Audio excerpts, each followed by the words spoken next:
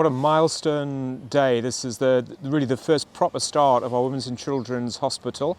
So we're at the start of a 5.5-year construction and building programme which will transform Women's and Children's Hospital care in Cornwall and the Isles of Scilly. So it's hugely exciting. It will be the most significant capital building project we've done over the last 10 years and will do over the next 10 years. So transformational for all of those people across our communities who rely on these services, and really exciting to be here right at the very start, and really pleased to be working alongside BAM, our contractor partners, on how we can start to make progress and deliver this really fantastic development.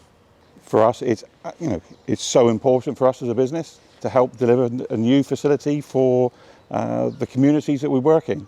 And we're absolutely delighted now to see the start of the fruits of our labour over the last couple of years, developing some of the pre-construction, to now here be on site, ready to make a start with the team.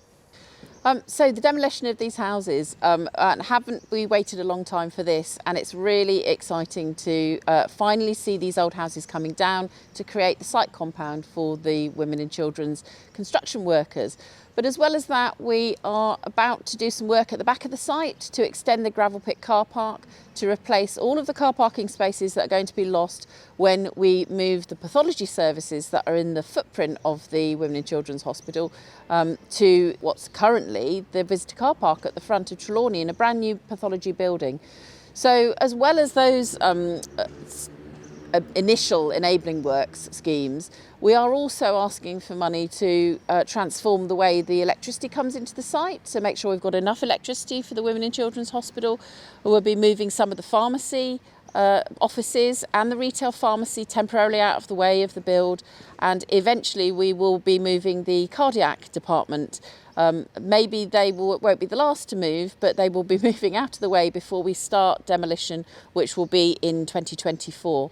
So demolishing to the front of the hospital first, and then when pathology has moved to its new building, demolishing to the back, and then you will begin to see the Women and Children's Hospital rise up in the centre of our site, culminating in the opening in 2028.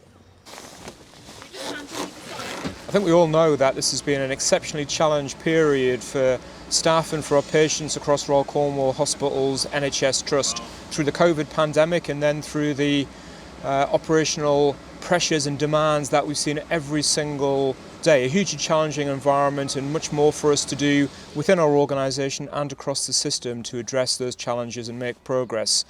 So perhaps now more than ever, it's even more exciting to see really significant capital investment coming to improve our hospital services across Cornwall and the Isles of Scilly. Last year we opened Truro unit, a fantastic facility allowing us to expand our inpatient capacity and allowing us to establish a same-day emergency care centre for frailty patients.